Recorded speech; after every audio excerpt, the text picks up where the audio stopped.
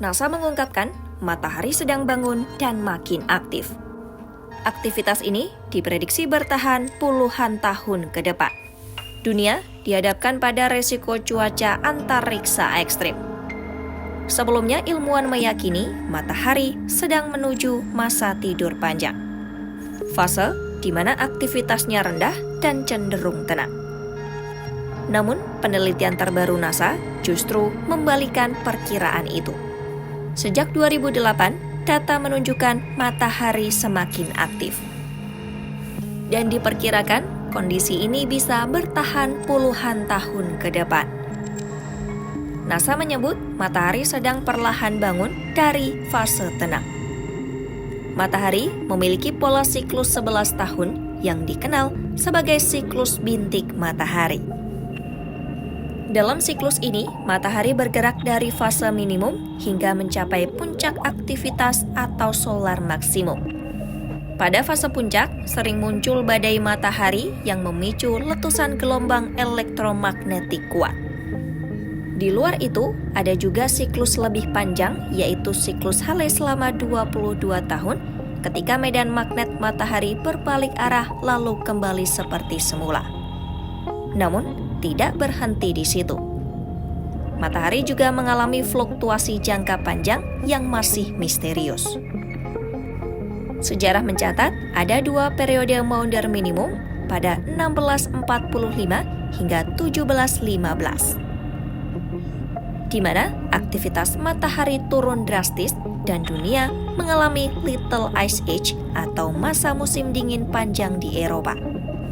Ada pula Dalton minimum pada 1790 hingga 1830 yang juga menandai rendahnya aktivitas matahari. Tapi kali ini fenomenanya berbalik. Di saat awal 2000-an, ilmuwan yakin kita akan masuk ke fase sepi. Nyatanya, siklus baru yang dimulai pada 2019 justru lebih aktif dari perkiraan. NASA dan NOAA terpaksa merevisi ramalan untuk pertama kalinya. Jumlah bintik matahari melonjak tajam dan rekor semburan X-Class dilepaskan matahari. X-Class adalah ledakan paling kuat yang bisa dihasilkan matahari. Dampaknya langsung terasa di bumi. Pada Mei 2024, badai geomagnetik ekstrim memunculkan aurora terang di berbagai belahan dunia. Aurora ini disebut sebagai yang terindah dalam beberapa abad. Namun di balik keindahan itu, ada kerugian lebih dari 500 juta dolar AS akibat gangguan teknologi. NASA memperingatkan kondisi ini bisa menjadi normal baru. Artinya, bukan sekali atau 2 kali, melainkan berulang kali dalam dekade ke depan. Resiko terbesar ada pada teknologi modern yang kita gunakan saat ini. Jaringan listrik bisa mengalami pemadaman besar-besaran. Sistem GPS dan navigasi dapat terganggu atau tidak akurat.